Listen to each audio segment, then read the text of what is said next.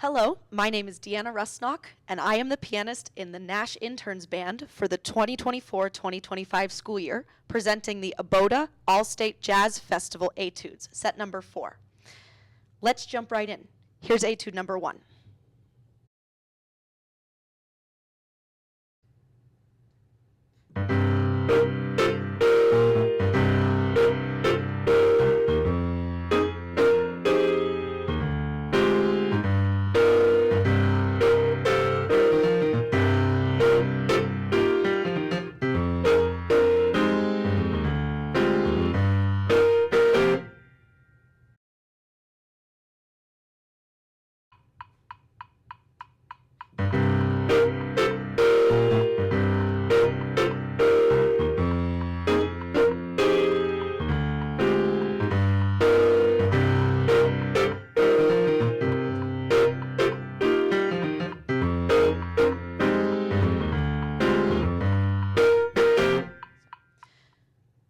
Etude number 1 is entirely notated, as you can see, and some of the challenges it presents are hand coordination and also voicings in your right hand. There's a lot of voicings that are very cluster-y that can be hard to remember or to remember quickly. One way that I found effective to practice this would be to take each of the voicings and play it slowly, only sustaining the top note. So the first 3 voicings would sound like this.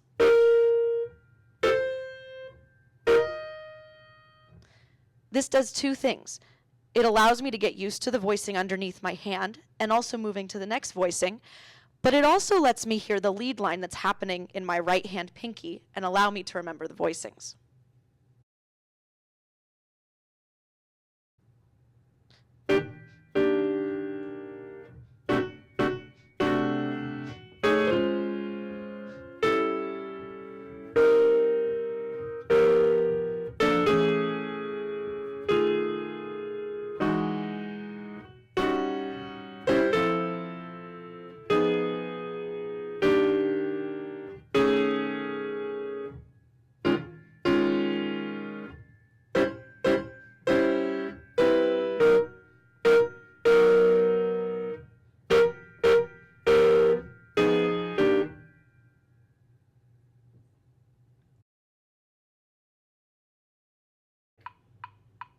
One, two, three, four.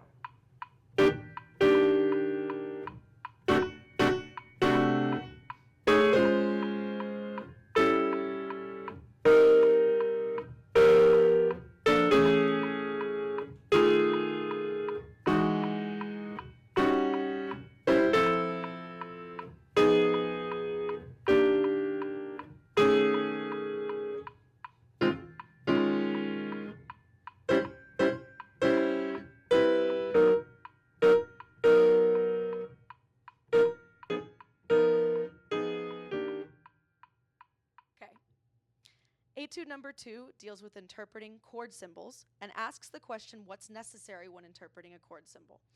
Some of the things that are always necessary are the guide tones, the 3rd and the 7th, which for the majority of this etude I put in my left hand.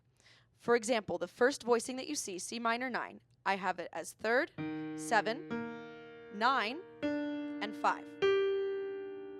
I chose to put the 5th on top because it creates a 10th between my lowest note and my highest note, which is a really consonant interval. Some of the more challenging chord symbols to interpret are the 13 chords. Looking at measure 3, we have a B13. I voiced it as 7, 3, 13, and 9. I chose to put the 9 on top because it creates a 10th between my outer voices, and it really kind of sounds nice.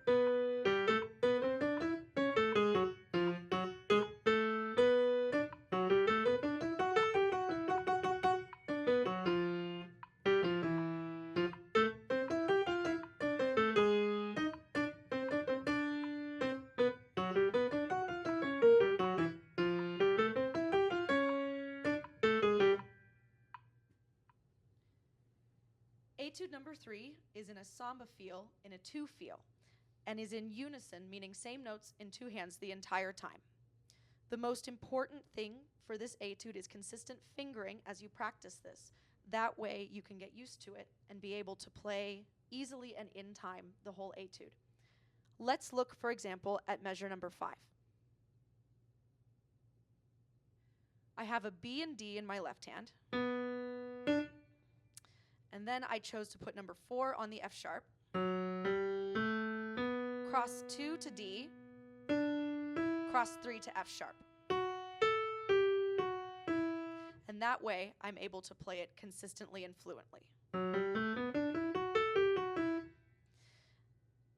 One rule of thumb, no pun intended again, is to try not to put your thumb on a black key when doing scales, especially in left hand. It is sometimes unavoidable, and it is not a steadfast rule, but can help you, especially if there's a lot of twisty parts. For example, looking at the end, 4 bars from the end, I recommend not putting a thumb, especially up here on this F sharp at the top of a G major arpeggio. I recommend finger 2 instead. Of course, this is not a steadfast rule, and you should explore and choose which fingerings are going to be best for you.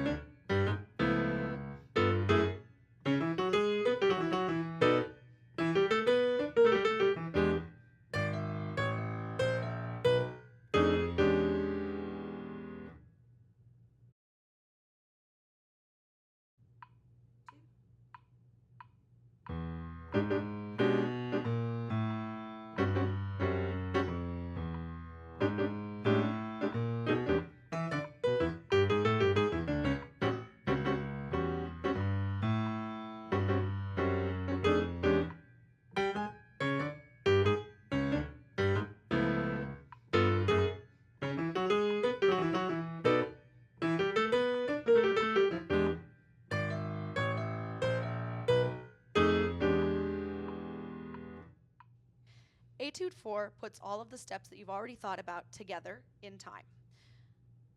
First, you have to be able to play the bass line. Second, you have to interpret the chord symbols. Third, make sure you choose a consistent fingering so that you can play the unison passages together, such as in measure 4 and in measure 8. One of the things I found most important when doing this one is looking at the 13 voicings. There's a couple viable options. Looking at the very first chord, E13 sharp 9, I chose to voice it like this. G sharp, C sharp, D, G. It's a little bit clustery in the middle, and I find it sometimes, especially in the quicker passages at the end, to be unclear. I think another viable option that would fit the style of this piece would be to take out the 13 from the middle. That way, you're just using G sharp, D, G. And this voicing can be manipulated by a half step for the rest of your voicings that you need within the first line. There's your A13 sharp 9, back to E, B13 sharp 9.